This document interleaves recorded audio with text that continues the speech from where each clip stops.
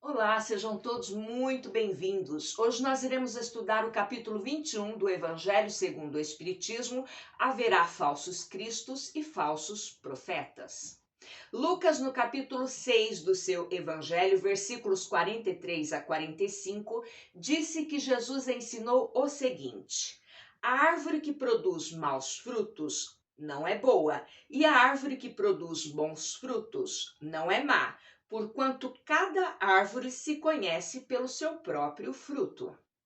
Qual o ensinamento moral que nos revela a expressão conhece-se a árvore pelo fruto?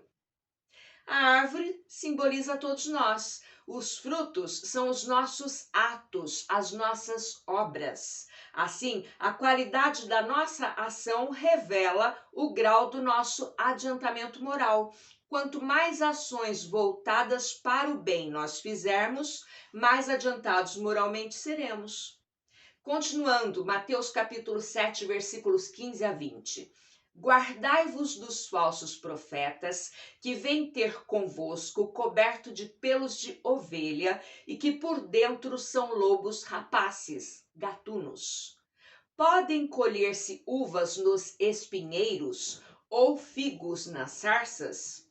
Uma árvore boa não pode produzir frutos maus, e uma árvore má não pode produzir frutos bons. Toda árvore que não produz frutos bons será cortada e lançada ao fogo. Mateus capítulo 24, versículos 4 e 5, 11 a 13, 23 e 24, disse que Jesus falou o seguinte: tende cuidado para que alguém não vos seduza, porque muitos virão em meu nome, dizendo: eu sou o Cristo, e seduzirão a muitos. João, capítulo 4, da sua primeira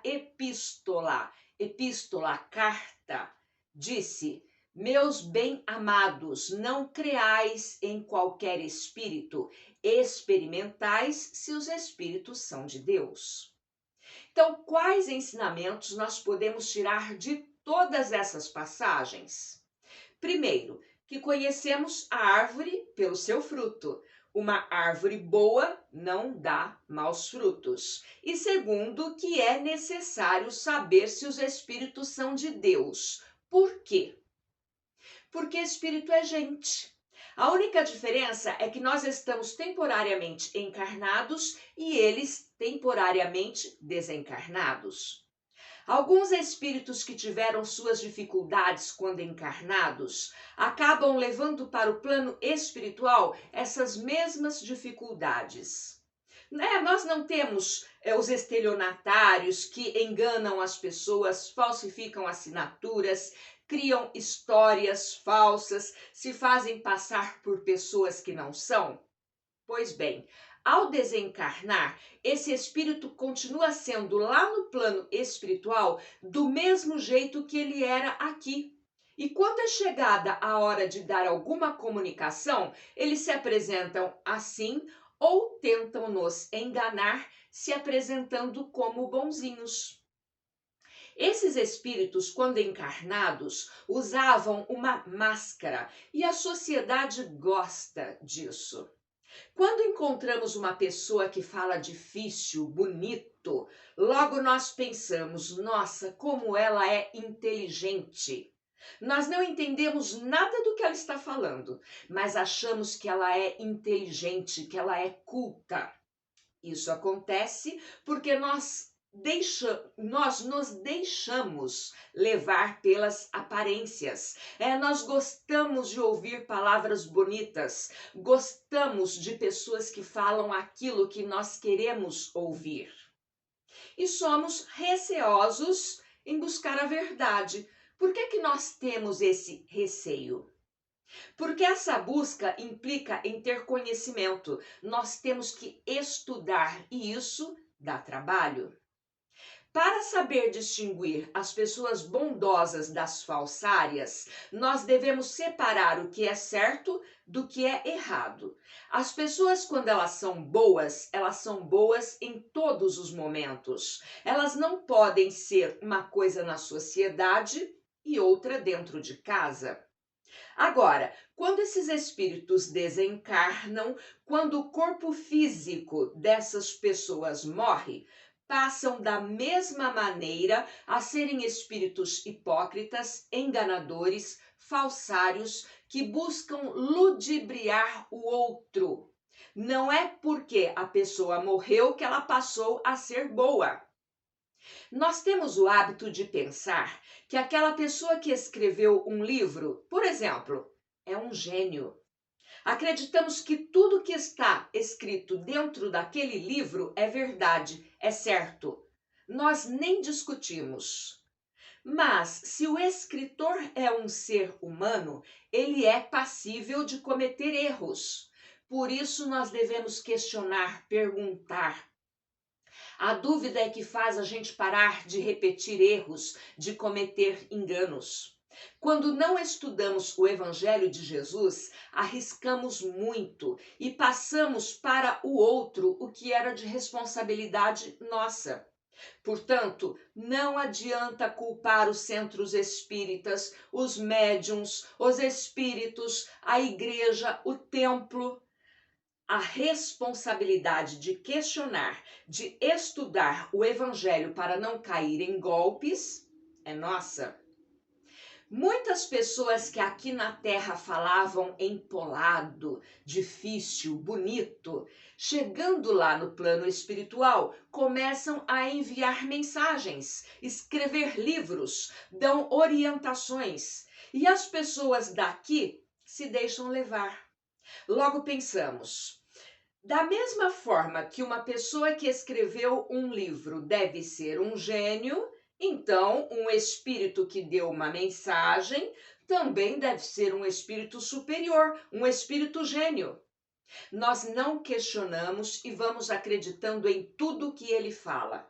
Tem pessoas que não dão um passo sem antes se consultar com seus guias, videntes, cartomantes, com o pastor, com o padre. Precisamos aprender a questionar, a distinguir uma mensagem verdadeira da outra, um bom livro do outro. Cuidado com psicografias, elas fazem o maior sucesso, mas cuidado. Será que o médium é honesto, trabalha em um centro espírita considerado idôneo? Lembrando que o médium que engana, que trabalha só por dinheiro, vai atrair espíritos iguais a ele. Quando frequentamos uma casa espírita séria, uma igreja, um templo sério, onde se preza pelo estudo, estas situações estão protegidas de uma certa maneira, porque existem fiscalizações dos responsáveis, tanto pelo conteúdo material quanto pelo conteúdo espiritual. Mas mesmo assim, precisamos estar vigilantes. Quando deixamos a vaidade tomar conta de nós, é quando nos encontramos com esses espíritos mal intencionados que passam a se intrometer na vida alheia. Um espírito superior vai se intrometer na vida alheia? Claro que não. É certo que existem espíritos que têm um grande conhecimento na área científica. Um outro exemplo. Mas na questão moral ele deixa a desejar. Então, aquela orientação moral que ele ia dar para a minha vida pessoal não interessa mais. Porque ele pode até conhecer da ciência, pode sim, mas na questão moral não tem como opinar. Nós temos a liberdade de fazer escolhas, temos o livre arbítrio, liberdade de escolhas e pensamentos. E toda vez que nós transferimos a nossa escolha para o outro ou para o plano espiritual, estamos abrindo mão da nossa liberdade de pensar. Um espírito não pode dizer o que eu tenho que fazer. Ele pode sim me orientar, mas não dizer o que eu tenho ou não tenho que fazer. A palavra, gente, é sim um atributo importante no ser humano. Elas retratam o que vai dentro do nosso coração.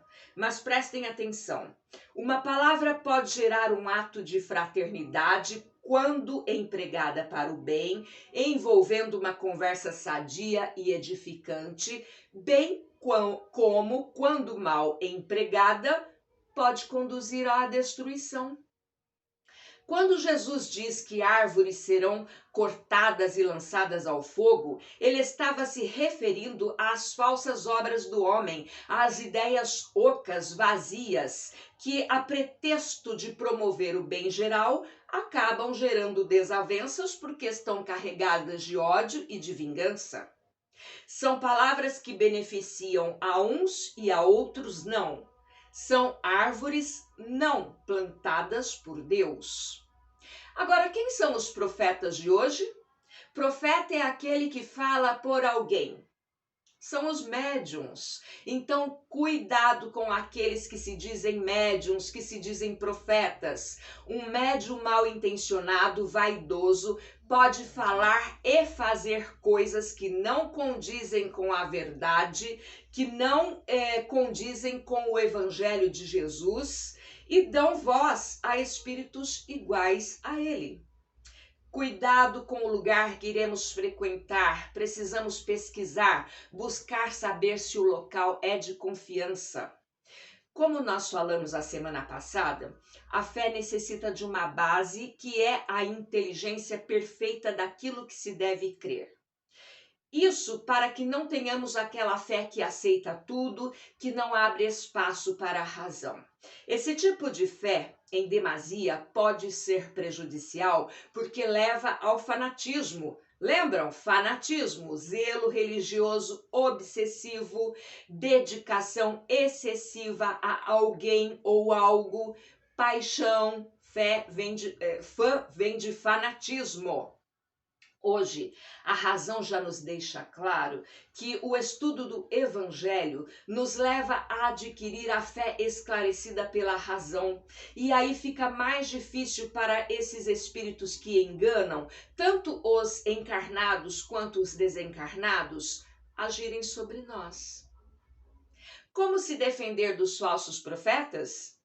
Identificando cada um deles através dos seus atos e palavras, uma vez que é certo que o verdadeiro profeta se caracteriza pelos seus valores exclusivamente morais. Contei com a ajuda de Maristela Santos, do Centro Espírita Leon Denis do Rio de Janeiro, para o estudo de hoje. Coragem, fiquem com Deus, tchau!